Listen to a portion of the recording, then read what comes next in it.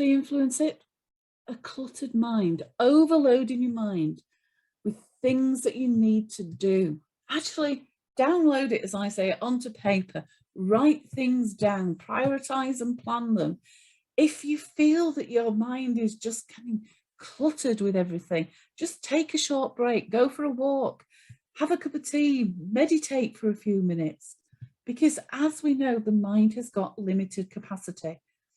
And if you're trying to kind of hold everything in the mind, all you're going to do is trigger that stress response.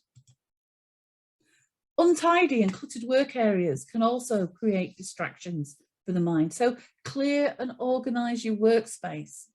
Make sure your workspace is an appropriate workspace. And again, this has been more of an issue for people who were forced to work from home. So, but not all office space is actually designed to accommodate the people's different behavioural needs and preferences. So actually working in an office can be a distraction sometime.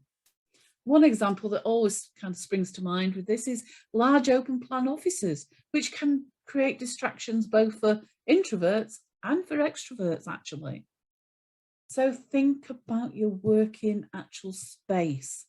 Is that in itself a distraction? And what can you do to manage that?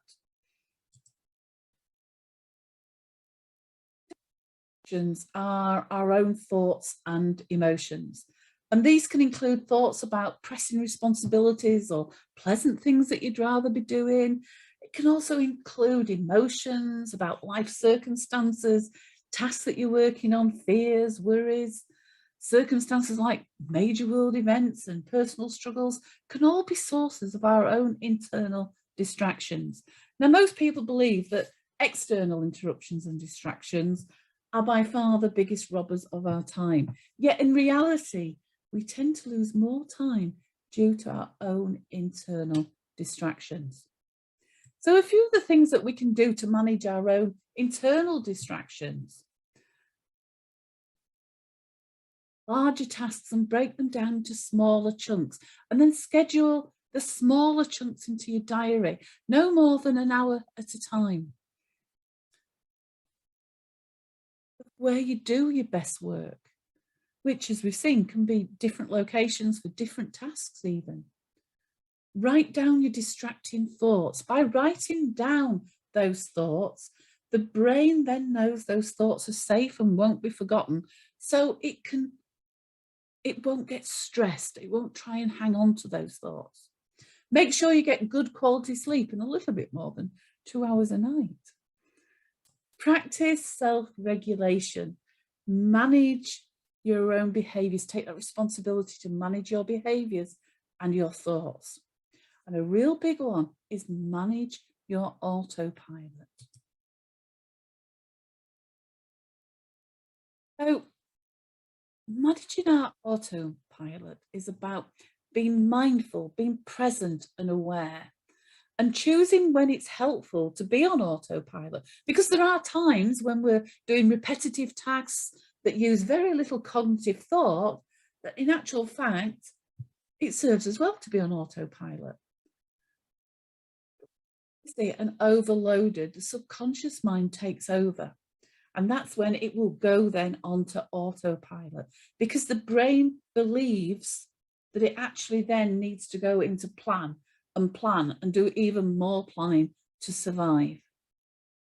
And we overstretch ourselves and leaves ourselves no flexibility in our schedules.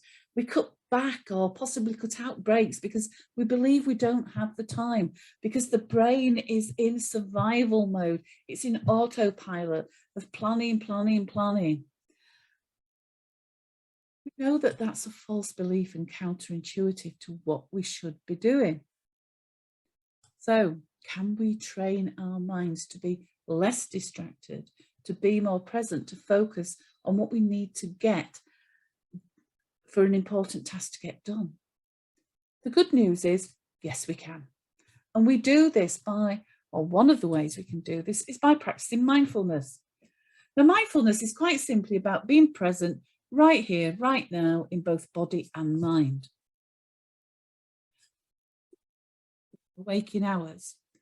So half of the time we've been on this webinar, for example, your mind isn't present on what you are doing. The task in hand is not receiving your full attention, 49% of our waking hours. So you'll recall earlier when I talked about multitasking, I mentioned that we were training our brain to be distracted, making it harder to focus. So what we need to do is find a way that when we do need to focus on something, we've got that option of being able to choose to be present.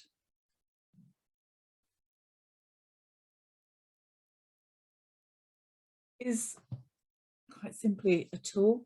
It's been scientifically proven to help reduce stress and levels of anxiety and overwhelm, but it also increase our levels of attentional intelligence, which is our ability to be able to choose to pay attention and focus and have control over what our mind chooses to focus on.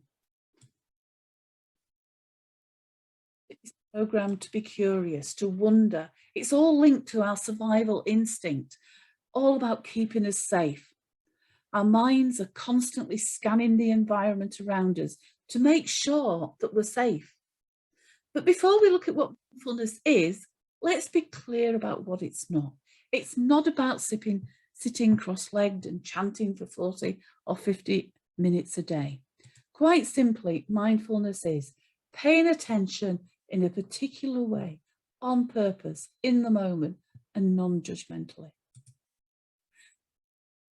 Now, this is one of my favorite pictures that I use when practicing focused attention.